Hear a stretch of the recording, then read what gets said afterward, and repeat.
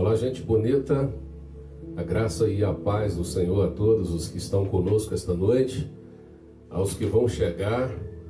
Estamos iniciando nesse instante a transmissão da nossa reunião de culto do Ministério Filhos da Graça de Vitória e da Conquista. Eu sou o pastor Cristiano Ribeiro, essa aqui é Gabi, minha filha, que vai cantar sob o auxílio do violão do irmão Iago. E gostaria muito que você participasse nesse instante, desse momento rico, ímpar, de prestação de adoração a Deus e de aprendizado acerca da sua palavra. Então eu quero convidar você que está conosco para orar.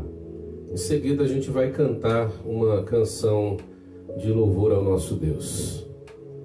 Pai, nós te louvamos, nós somos gratos pelo privilégio de estarmos reunidos diante da Tua presença, da Tua palavra, nessa noite tão rica, tão especial de quinta-feira, e pedimos ao Senhor que venha, que manifeste a graça nesta reunião, nesse instante, de maneira que o que saia de nós glorifique o Teu nome, e que venha do Senhor até nós, nos alcance, nos edifique e também glorifique o Teu nome. Que a bênção, a direção do Espírito Santo faça parte desse momento também, que é tão importante para todos nós. Isso pedimos e agradecemos em nome de Jesus. Amém. Vamos cantar.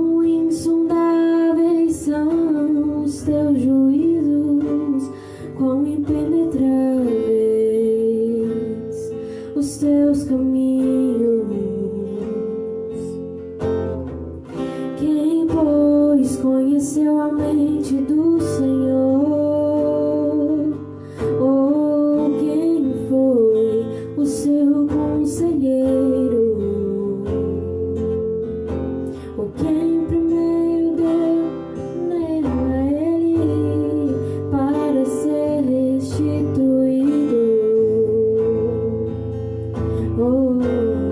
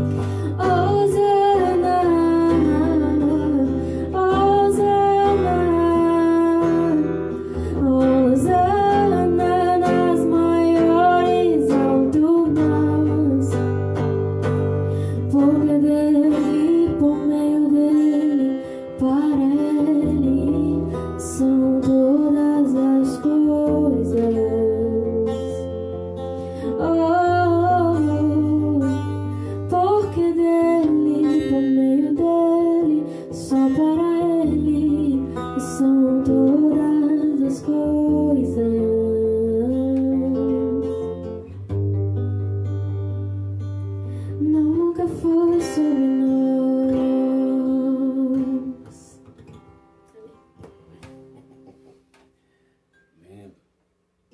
Lindo, papai. Sempre desliga o microfone, né? Mas isso é bom. Vamos pensar um pouco essa noite e eu gostaria de convidar a você para refletir comigo no texto que está escrito no Evangelho segundo escreveu Lucas, capítulo 7, verso de número 40. Lucas, capítulo 7, a partir do 40º versículo. Enquanto você que talvez esteja disposto a fazer isso, está procurando, eu quero saudar as pessoas que chegaram agora, que estão conosco nesse instante, ao vivo, e a você que está assistindo a esta reflexão, depois, já gravada. O poder da palavra de Deus é o mesmo, e ela vai alcançar tanto ao primeiro grupo quanto ao segundo, eu tenho certeza absoluta. A palavra que serve como base para a nossa reflexão esta noite, Lucas 7, 40 a 43, afirma o seguinte: Dirigiu-se Jesus ao fariseu e lhe disse: Simão, uma coisa tenho a dizer-te. E ele respondeu: Dize-a, mestre. Certo credor tinha 2 devedores. Um lhe devia 500 denários e o outro 50. Não tendo nenhum dos dois com que pagar, perdoou-lhes a ambos. Qual deles, portanto, o amará mais? Qual o amará mais? Respondeu-lhe Simão: Suponho que aquele a quem mais perdoou. Senhor, nós estamos diante desta palavra e Tu conheces perfeitamente as nossas necessidades mais íntimas.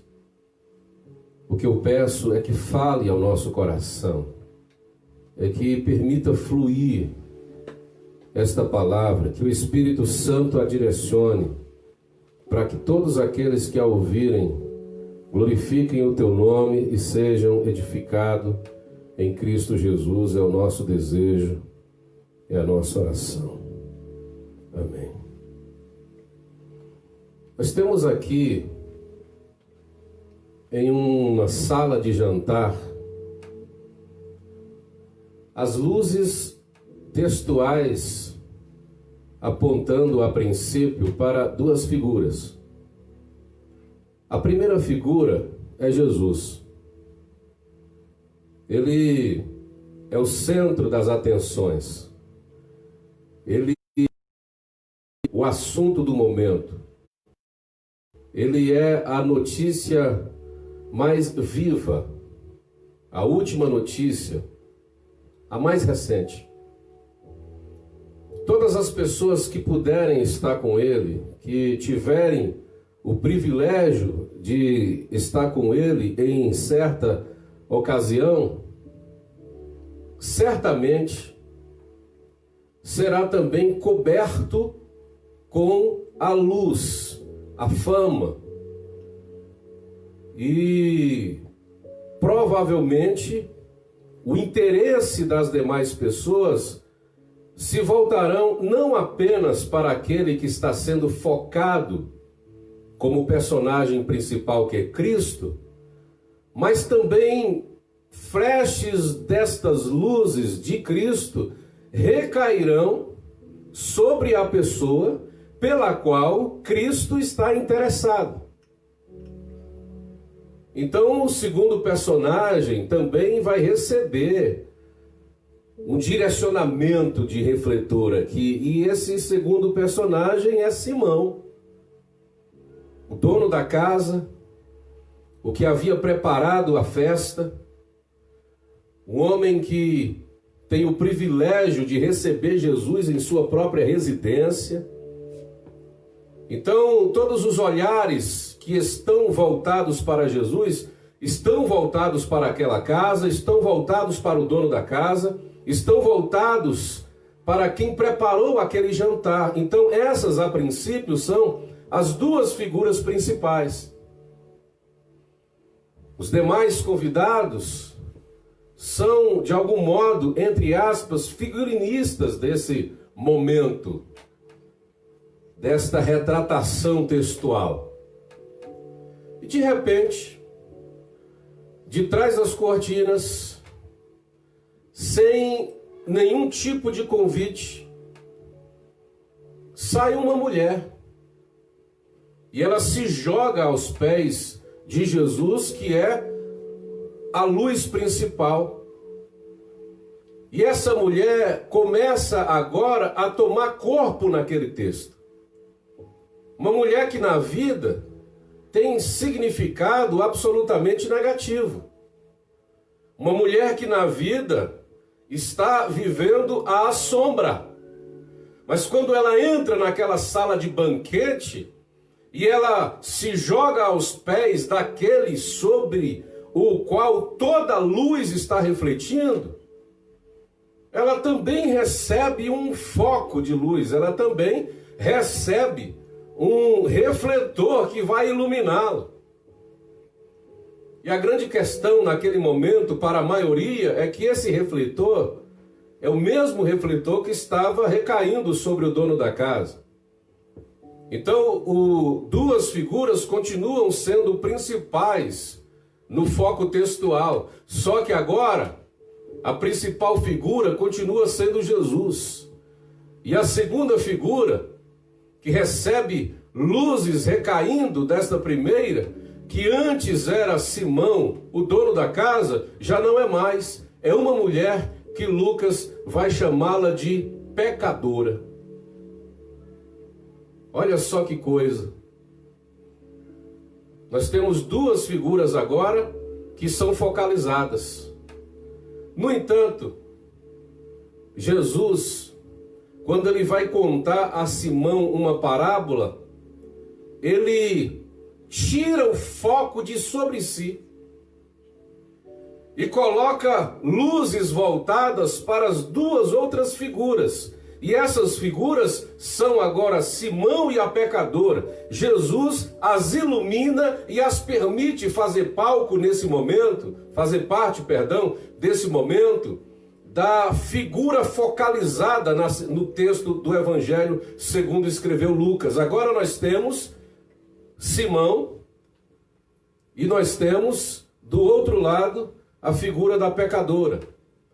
E uma escolha precisa ser feita. Uma escolha precisa ser feita. Alguém tem que se posicionar. E se estivesse à sua disposição o ato de se posicionar, por exemplo, e você tivesse que escolher uma dessas duas figuras, qual figura você escolheria? De que lado você estaria? A quem você defenderia? Simão ou a mulher? Lembre-se de que são duas figuras absolutamente antagônicas.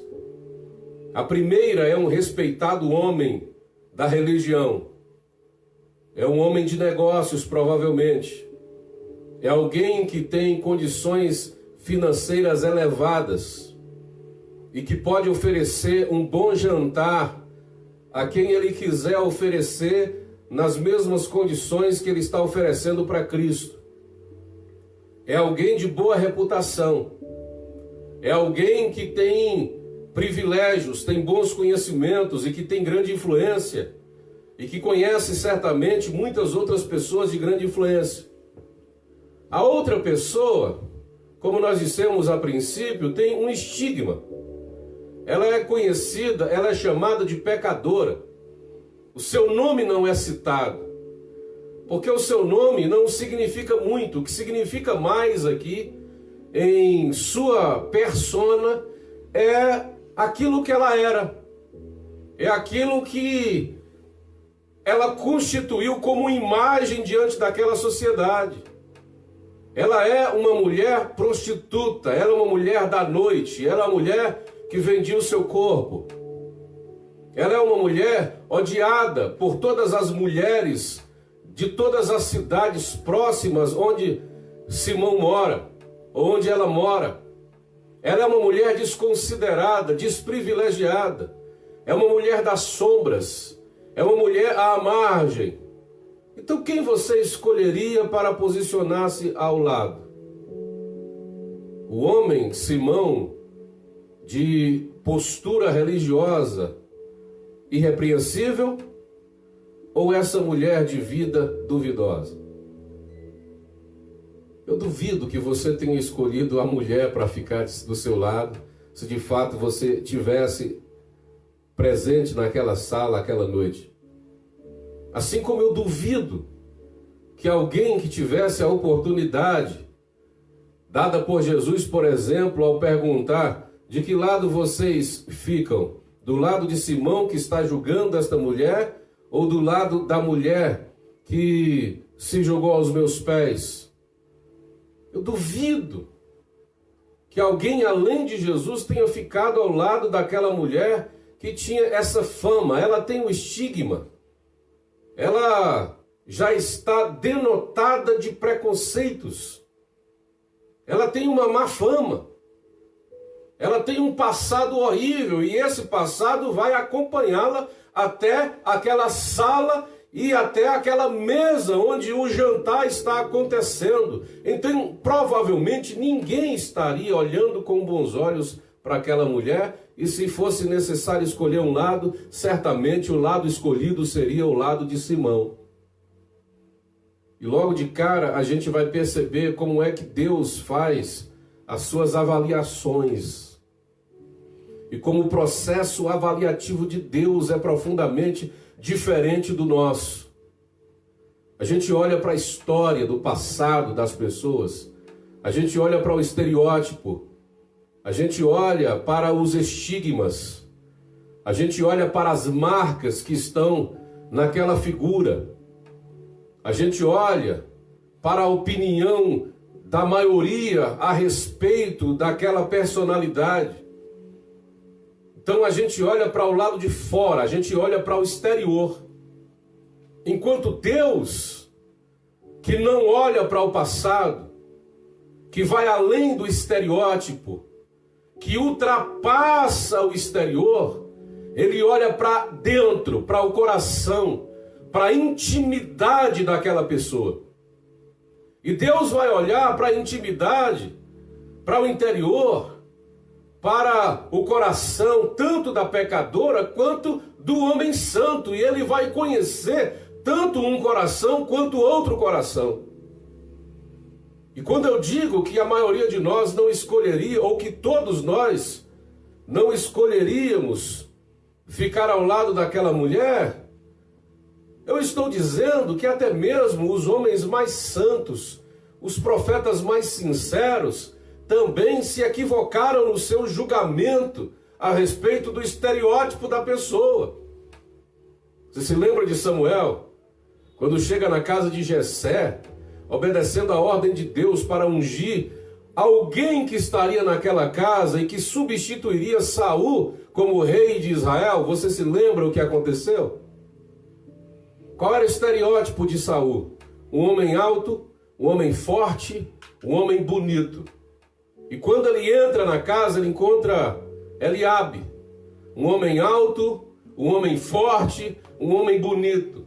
Então o estereótipo bate, as figuras, as personas, as imagens são parecidas. O que Samuel diz no seu coração? Imediatamente ele faz uma afirmação, ele julga o valor a partir do estereótipo, ele diz: certamente está diante do Senhor o seu escolhido. Imediatamente Deus reprova o seu julgamento, o seu olhar e diz: não é esse o homem que eu quero. E Samuel faz questão de abrir um parêntese ou uma chave para poder dar uma explicação, aplicar esse momento do seu julgamento, e ele diz: porque Deus não vê como vê o homem vê o lado de fora, o exterior, o estereótipo, a capa, ele vê a maquiagem, ele vê a roupa, mas Deus olha o coração. Então o Deus que olha o coração, querido, é o Deus que vai além do estereótipo e da fama. E talvez eu esteja falando para alguém esta noite que durante tantos anos, ou quem sabe, recentemente, tem sido julgado por conta de um ponto marcante na sua história, ou por causa de tantos erros que foram frequentemente cometidos e você foi estereotipado, estigmatizado. Alguém olha para você e não consegue ver nada além de uma mancha, de uma marca.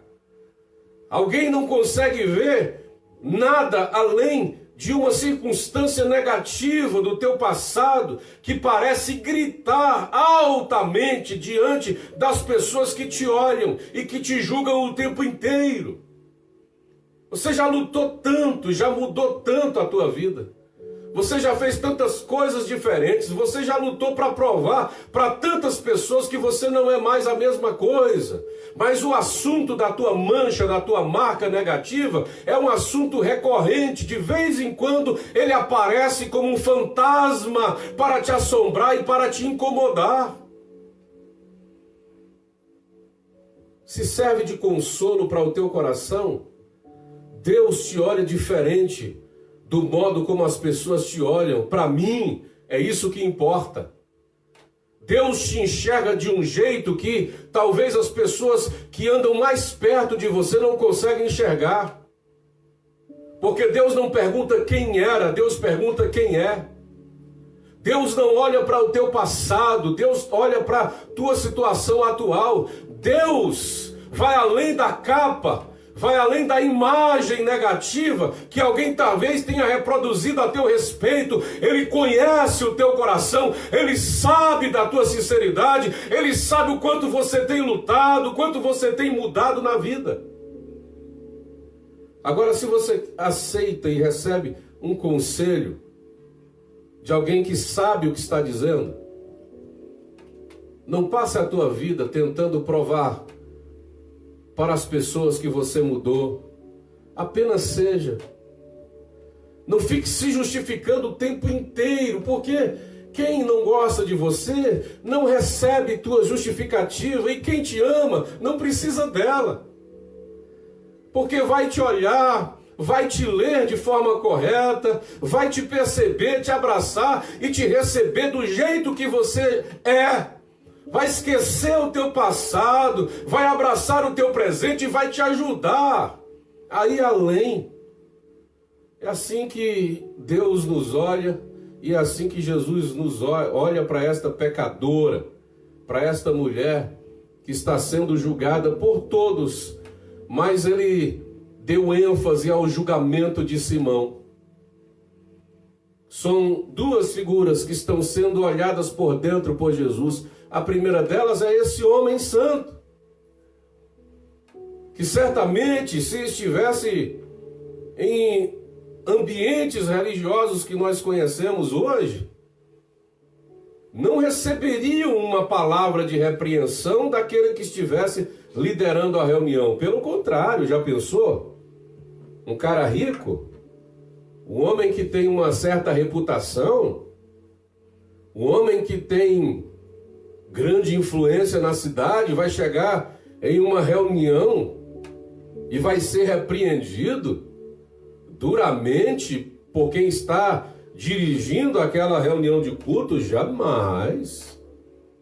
Ele pode até saber de algumas circunstâncias super negativas do comportamento dessa pessoa, mas o que vale é a opinião da maioria, é a imagem que aquela pessoa tem, a posição que ela tem na sociedade. O microfone seria dado imediatamente àquela personalidade para ela falar o que ela quisesse nessa reunião de culto.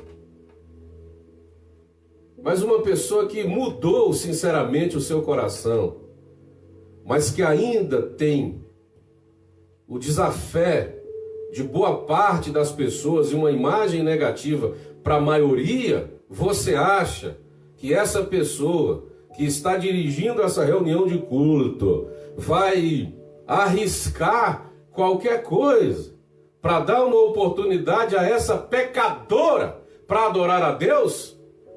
Jamais. E o que Jesus faz? Ele impressiona.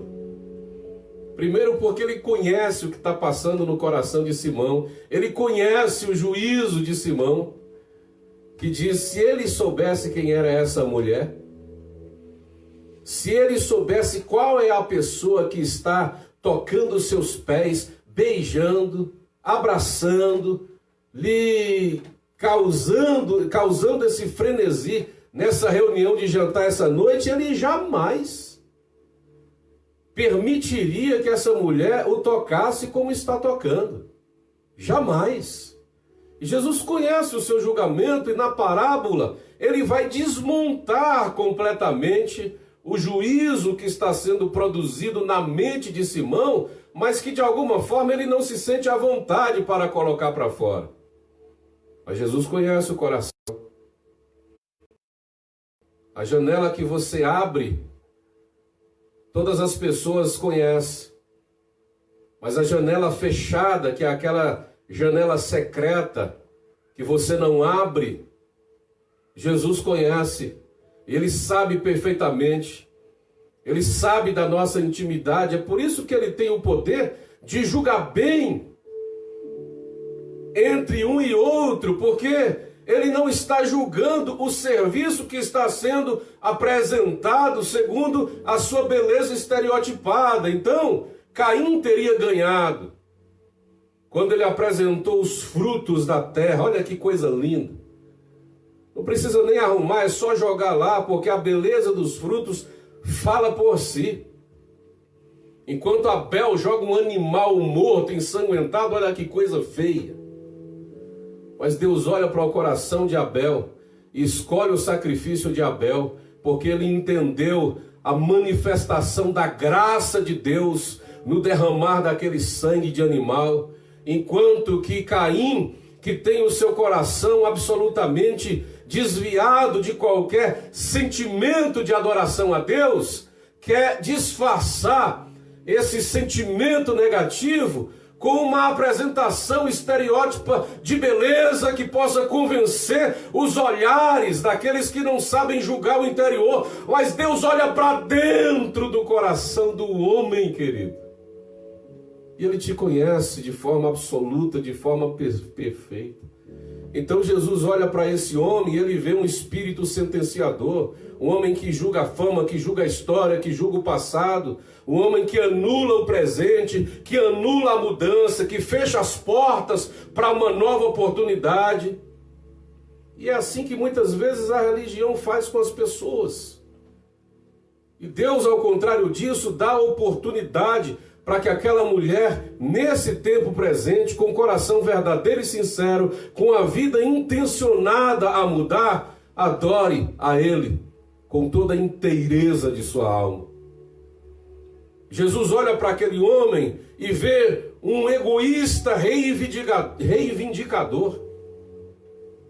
Um que olha para Jesus e diz: ele não sabe, ele não é profeta, ele não conhece a fama das pessoas. Se ele soubesse quem é essa mulher, ele não permitiria tanta ousadia por parte dela. E Jesus simplesmente olha para aquele homem que se sente injustiçado porque a mulher roubou a cena que era dele e mostra que o verdadeiro sentimento de adoração e de amor está naquela figura que para o religioso não tem nenhum tipo de valor por causa do seu passado e da sua fama. Um homem que tem a postura de Senhor e que deveria agir como um servo, ele estava tão seguro da sua grandeza, estava tão seguro da sua posição, estava tão seguro da sua santidade, que nem o que é trivial ele fez, que era dar água para Jesus lavar os pés, beijar o seu rosto para recebê-lo, e como ele era um convidado de honra, ele deveria jogar perfume, óleo sobre a sua cabeça. Ele não fez nem o que é trivial, devido à sua grandeza. Quando a gente se torna religioso nesse ponto, nesse extremo, a gente anula até o nosso papel principal como igreja, que é o papel de servir. O papel de beijar o rosto, o papel de dar água para os pés, de derramar óleo sobre a cabeça. A gente esquece de fazer aquilo que é trivial. A gente se torna cada vez menos útil quando a gente pensa que é grande, que é santo, que tem tanta intimidade com Deus, que está muito além dos demais seres vivos da terra. E em vez de servir, a gente quer ser servido. A gente quer ser servido pela nação, a gente quer ser servido pelas autoridades, a gente quer ser servido pelos membros que a gente julga serem inferiores na igreja, a gente quer ser servido por todo mundo, porque a gente acha que está numa posição de privilégio. E quando Jesus lava os pés dos discípulos, está dizendo, olha, o maior que se acha numa situação de grandeza deve cumprir esse papel, o papel de servo. E esse é o papel da igreja. E esse homem não sabia ser igreja. Mas Jesus olha para essa mulher também. E quando ele olha para essa mulher, a primeira coisa que ele vê é um coração encharcado de amor. Um amor apaixonado, fervoroso, um amor grato. Você entende isso? Dá para você compreender essa paixão? Ela investe mais fervor e mais paixão em Cristo do que ela investia nos seus namorados antigos, nos seus amantes. Porque ela é grata, e Jesus faz a pergunta, quem amará mais? E o homem mesmo responde, aquele que deve mais. Aquele que se considera um devedor.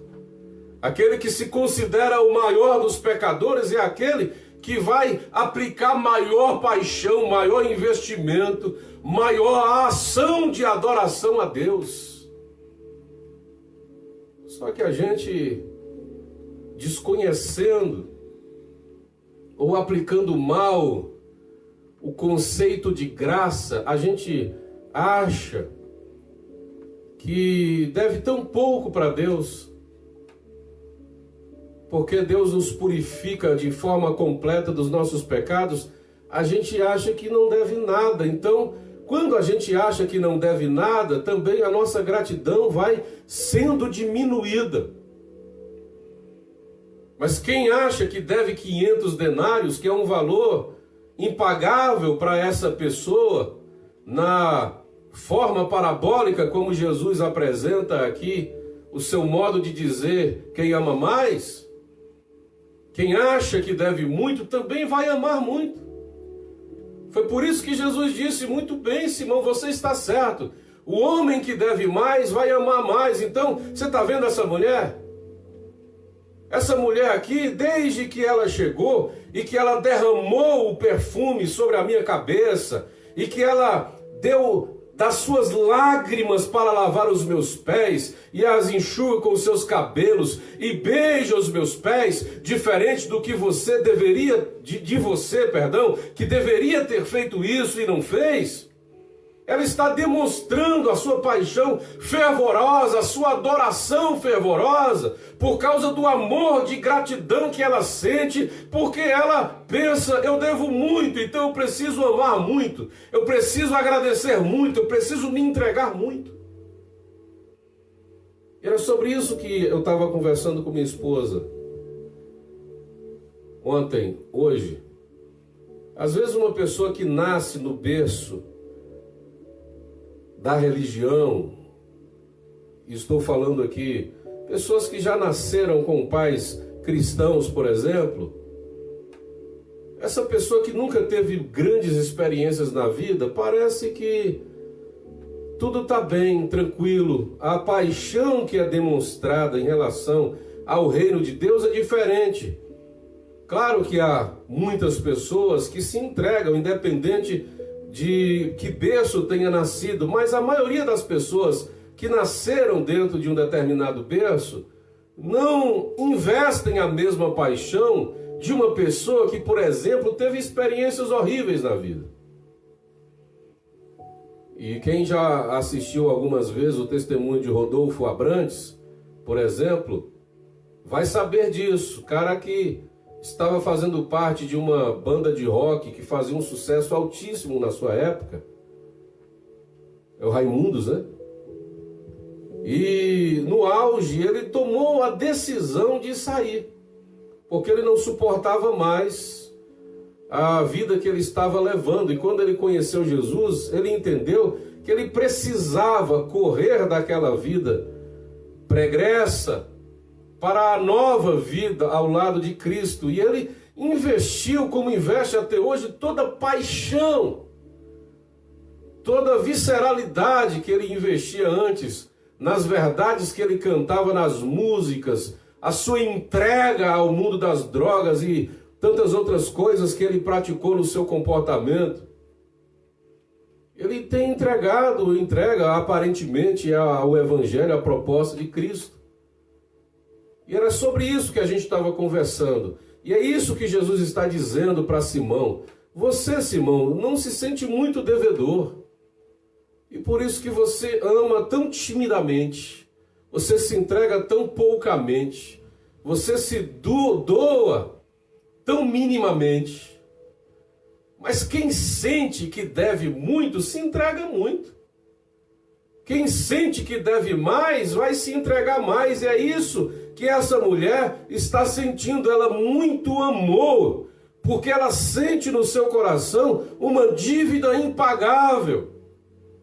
É por isso que ela beija os pés, de maneira que está sendo inclusive reprovada por toda aquela plateia, porque você imagina uma tradição como a tradição judaica naquele tempo, em que uma mulher não podia nem conversar em lugares públicos com um homem, tocar nele jamais. E de repente uma maluca chega e pega os pés e não para de beijar os pés de um homem dentro de uma sala. Isso é uma cena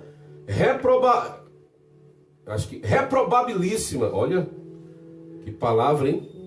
Muito reprovável para quem está no espírito da religião. Mas para quem conhece a adoração que está no coração daquela mulher, essa é a verdadeira ação de adoração. Para quem conhece o que deve, para quem sabe o quanto deve ser grato e o quanto deve amar e adorar a Deus. Eu quero encerrar a nossa reflexão essa noite perguntando a você: o quanto você ama? O quanto você acha que ama? Porque o amor que não admite omissão, o amor se percebe exatamente no investimento. O amor se percebe na nossa doação. O quanto você se doa no propósito do Evangelho, na busca de agradar a Deus. O quanto você se doa para isso. É o quanto você pode dizer que ama. Não apenas com palavras, mas com ações. Porque amor, antes de tudo, é derramamento. E quando essa mulher chega com perfume e ela derrama na cabeça de Jesus, ela está metaforicamente declarando que o amor que ela sente por Deus é tão grande que não pode ficar contido num continente. O continente precisa quebrar e esse amor precisa derramar. Amor é transbordamento. Não dá para amar secretamente, não dá para amar discretamente, não dá para amar parado. Amor é demonstrado nas ações, com visceralidade, com comportamento, com vida, com direcionamento. E é isso que Jesus está dizendo. Essa mulher ama mais, porque ela se considera maior devedora. Mas quando você se acha santo e pouco devedor, o teu amor é menor. Eu gostaria que você se olhasse hoje e pensasse o quanto eu devo a Deus. Porque a gente tem doado pouco. A gente tem se entregado pouco. A gente, pelo contrário, como eu disse antes, interpretando a graça de Deus de forma equivocada, a gente tem requerido de Deus. Colocar Deus na parede, olha que ousadia absurda. A gente tem buscado de Deus coisas que estão além daquilo que é essencial para a nossa existência. Pouco tem doado, a gente quer buscar prosperidade, crescimento e tudo mais que possa nos colocar em uma posição agradável e confortável nesse mundo capitalista. A gente quer o material, mas o quanto a gente tem adorado a Deus de verdade, o quanto a gente tem se derramado diante de Deus. A gente quer a aprovação da maioria. E às vezes, como pregador, eu me vejo no dever ou na obrigação de, em querendo uma quantidade maior de pessoas, atrair mais gente para mim, pregar aquilo que a maioria aprova, atesta. Amor não se preocupa com a aprovação da maioria. Essa mulher não se preocupou, ela se preocupou apenas em agradar a Jesus, e é isso que importa. Se a palavra de Deus está sendo dita de modo que o Senhor está sendo glorificado, é isso que importa. Fim. Vamos orar? Pai, nós te agradecemos por esta noite, por esse momento de reflexão, por esse instante em que louvamos o teu nome com música e também ministramos a tua palavra e pedimos que continue pelo Espírito a confrontar, incomodar os nossos corações para que eles sejam transformados de acordo com a tua vontade.